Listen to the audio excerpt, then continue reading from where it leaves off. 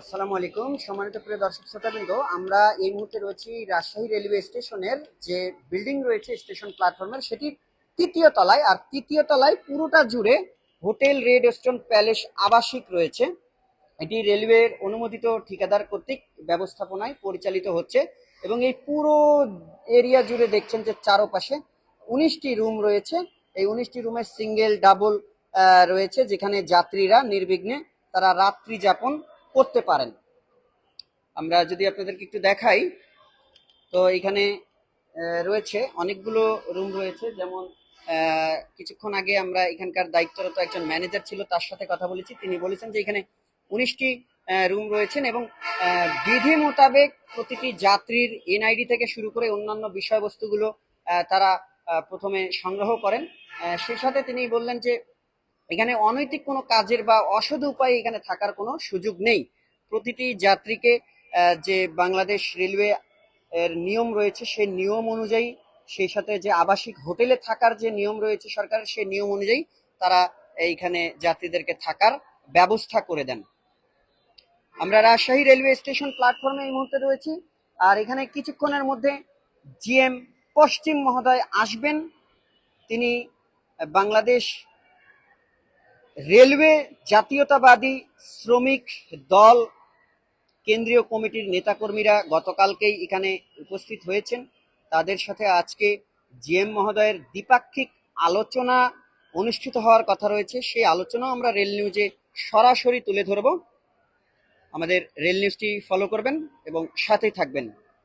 এই ছিল, আমরা যদি একটু নিচে যাই প্রিয় দর্শক শ্রোতাবৃন্দ, তাহলে আপনাদেরকে একটু দেখাতে পারবো। এই সিঁড়িটি মনে হয় বন্ধ রয়েছে।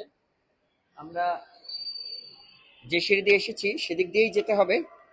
রাজশাহী রেলওয়ে স্টেশন প্ল্যাটফর্মে যে তৃতীয় তলা রয়েছে, সেই তৃতীয় তলার যে আবাসিক হোটেলগুলো রয়েছে, সেই আবাসিক হোটেলগুলো কিন্তু আমরা ঘুরে ঘুরে আমাদের দর্শক শ্রোতাদের দেখানোর চেষ্টা করছি।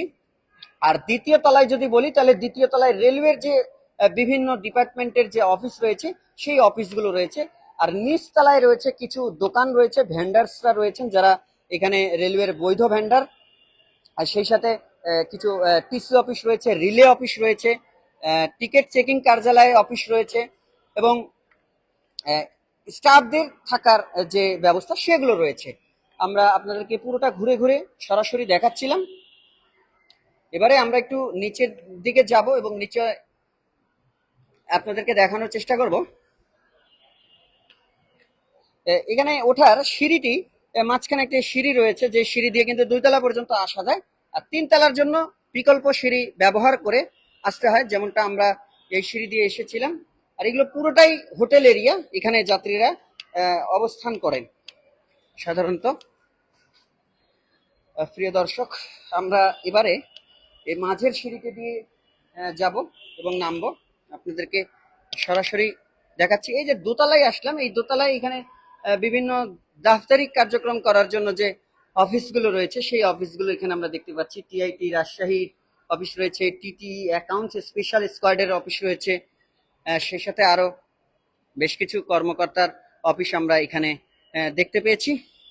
আর নিচে যদি বলি, ওই পাশে একদম কর্নারে রয়েছে ডাচ বাংলা ব্যাংকের এটিএম বুথ।